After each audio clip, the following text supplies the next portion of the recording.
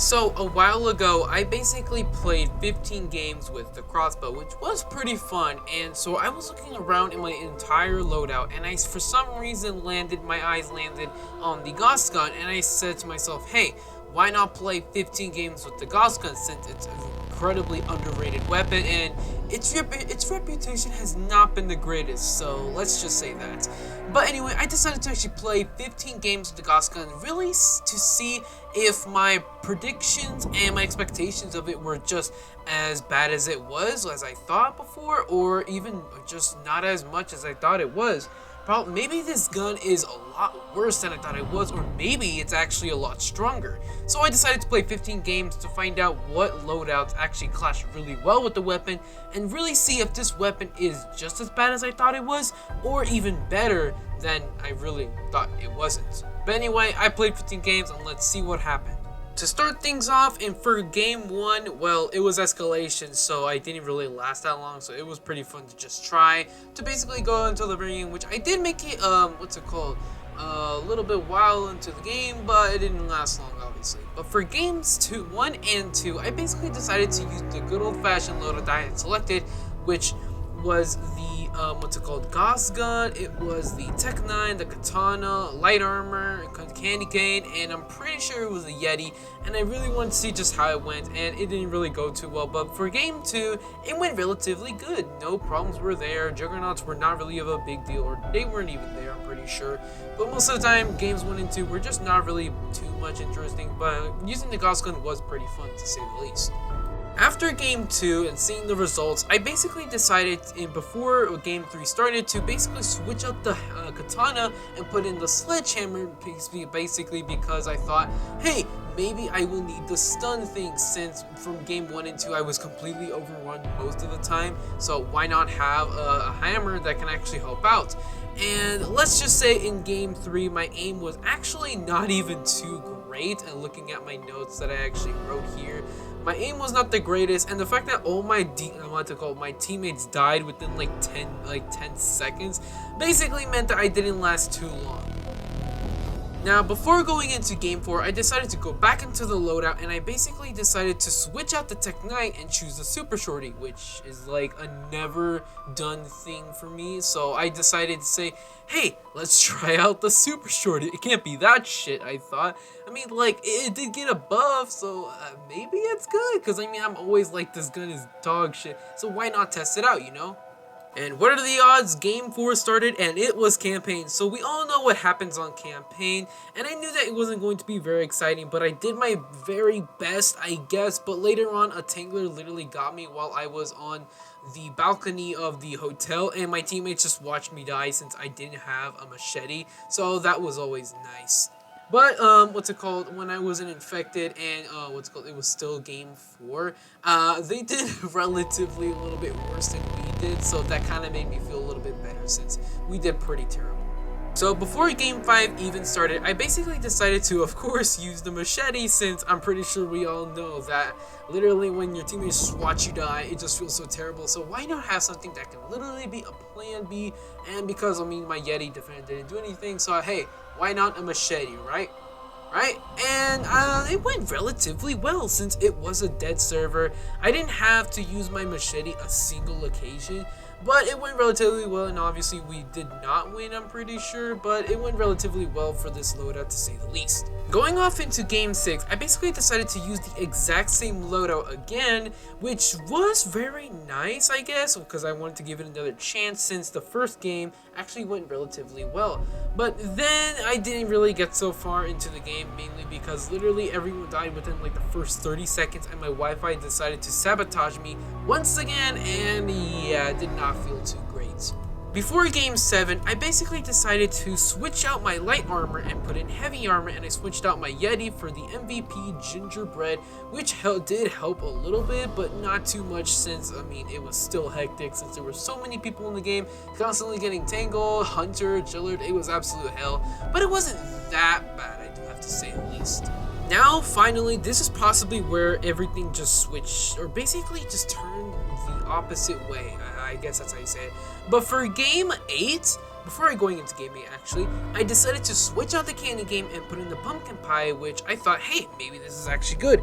And what do you know, it was arena on some map, I think, and I'm pretty sure it was like a farm or something like that. But we actually did really well with the pumpkin pie because it came in such a good clutch, regenerating all my HP, especially the fact that I had heavy armor. So literally I was able to withstand a lot more damage a lot longer, and relatively saying that the pumpkin pie is absolutely a must in this loadout that I actually figured out.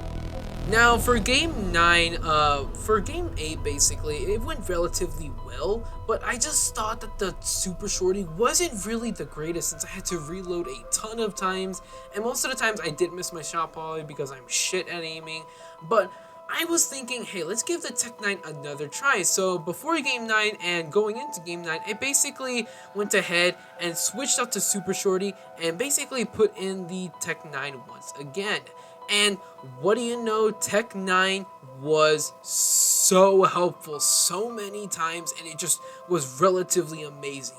Now for game 10, it went just as good as game 9 did. Not as necessarily as like winning all the time, but I withstanded a lot more infected. The loadout just really seemed to actually help and actually go into places literally every single other second. And because of my learning from all the other games saying, hey, maybe this will be good. Oh, I should be using the Gauss Gun at this time, using my secondary for this time. Game 10 went ridiculously well. I wouldn't say amazingly well, but it went very well, to say the least. Now for games 11, 12, 13, I'm not gonna bore you basically using the exact same clips and saying I'm getting better and better. So I'm just gonna basically break it to you. Game 11, 12, 13 were pretty much the exact same way. Everything went literally very similar, because literally the Gauss Gun came into clutch with literally killing tanglers from afar. My aiming was literally almost on spot, and the fact that literally every single time I was just about to die, I were to pop the pumpkin pie in, instantly I would be back up and I would put up a harder amount of fight, I guess that's how you say it, I don't know. But literally for those 3 games, it actually went relatively well. Like game 11, game 12, I said game 11, 12, 13 went relatively well, and I really just have to say that this loadout was just very good.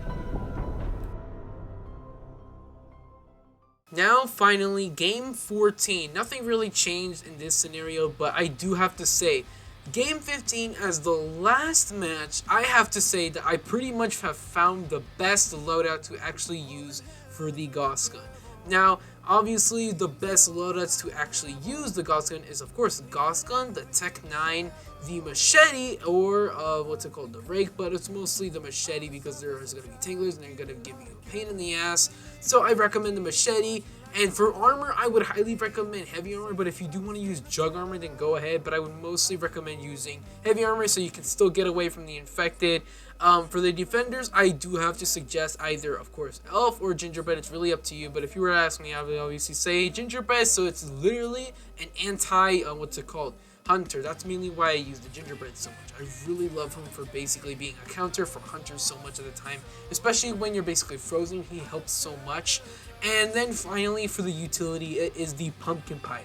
This loadout, as in all of them, you can switch out the defenders and the melees and the armor. This loadout is ridiculously well. Now, I'm going to be showing you 2 picks of like what different loadouts you can actually use. If you don't have some of the weapons or some of the items, there's always another loadout you can actually alternatively use. But I do have to say, going on this journey of using the Gauss Gun and basically finding out what works best with the Gauss Gun was just a lot of fun. Now, my overall thoughts is the Gauss Gun, was it as bad as I thought? No, obviously not. It wasn't. It was actually a little bit more better than I thought it was. Now, obviously, you do need to practice a little bit more with the, on-spot accuracy. But aside from that, you can literally be sniping infected from literally above. And the best tactics I were to find out by using the Gauss Gun is to mainly be, like, in third person. So you can be above, like, walls or like a building or something like that. Don't just snipe infected down easily, making you basically have on-spot accuracy at all times. So yeah, I do have to say, from a 1 to 10, before I actually started using the Gauss Gun, I thought it was like a 4.5. I thought it was gonna be like a terrible weapon, but using this the weapon and also going with the amount of finding this perfect 2 loadouts, I'd say I would raise it up to like a 6 out of 10. It became a little bit more better, but just not like, oh my god, use this all the time. But that's my basic overview of using the Gauss Gun for 15 games. And if you ever think about buying the Gauss Gun, I would say, alright, do it. But if you ask me what are the best loadouts, just choose the 2 loadouts that I actually suggested on screen, and they should give you a pretty good time to actually use the gun. But yeah, that's all for today. Thank you guys so much for watching, and I'll see you guys all in about 42 years, and have a great game. Yeah, yeah.